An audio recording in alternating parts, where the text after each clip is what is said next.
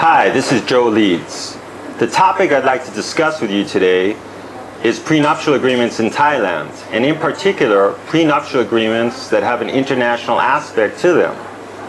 A prenuptial agreement is basically a contract. However, it's a very specialized formal contract. In commercial or business contracts, generally the principle of freedom to contract is upheld by courts and governments. That means unless the agreement involves illegal items or is very, very immoral, the courts will generally uphold a business contract based on freedom to contract. But in other types of contracts that regulate family affairs, such as prenuptial agreements, the government plays a much larger role.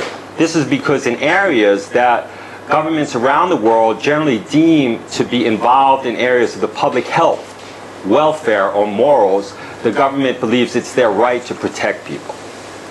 So different jurisdictions, different countries around the world will have their own specific requirements as to what makes a prenuptial agreement legal and valid.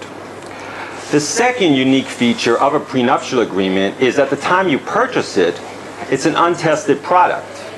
Now when you go and buy an automobile, you're allowed to take a test drive. Other various products you buy, you might have a warranty period.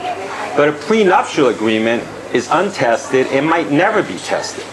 The only time it's actually going to be tested is if you go through a divorce and the judge issues an opinion regarding the prenuptial agreement. And this will be in the minority of the times that a couple signs a prenuptial agreement. Therefore, at the time you purchase it, you have an untested product, and there's no real way for you to know of the quality of the product at the time you purchase it.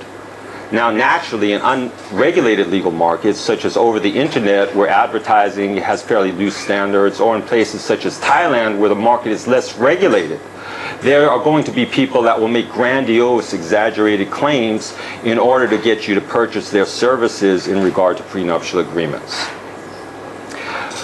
Prenuptial agreements in general, if they involve only one jurisdiction, are not very complex. For instance, if it's a California jurisdiction and the parties live in California, marry in California, divorce in California, and all the assets are located in California, you only have to worry about the law of one jurisdiction, California. Same holds true with Thailand or UK. So long as all the issues are confined to a single jurisdiction, you only have to worry about the law of that jurisdiction. But the moment you involve an international aspect, in other words, the place of divorce is a different country than the place of marriage, or the assets are located in a different jurisdiction or country than the place of divorce, or the parties have different nationalities, then you have multiple different bodies of law from different jurisdictions that may be involved in the divorce and therefore should be anticipated in the prenuptial agreement. Nations around the world, governments and courts, have a body of law called the Conflict of Law Act, or the body of law, if it's common law, that involves conflict of laws.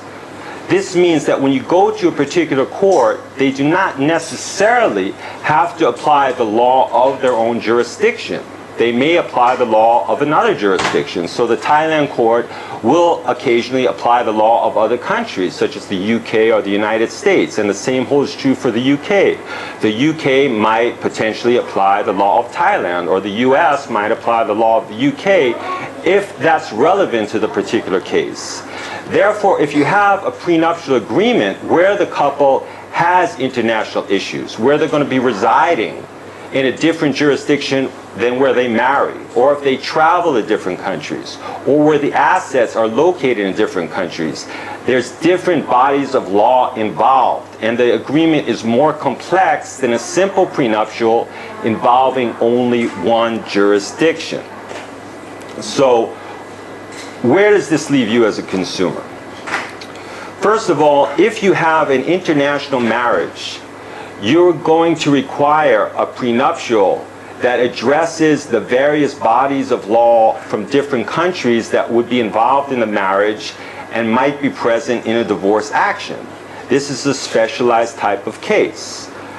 Further, you should find a practitioner that not only drafts prenuptial agreements, but actually has divorce litigation experience, so that they're not just working in a vacuum composing prenuptial agreements in theory.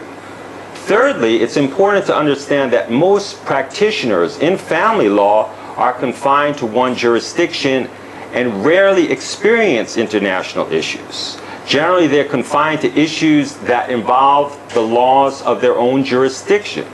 Therefore, you should find someone that not only has actual litigation experience, but also has experience with international issues in family law and divorce.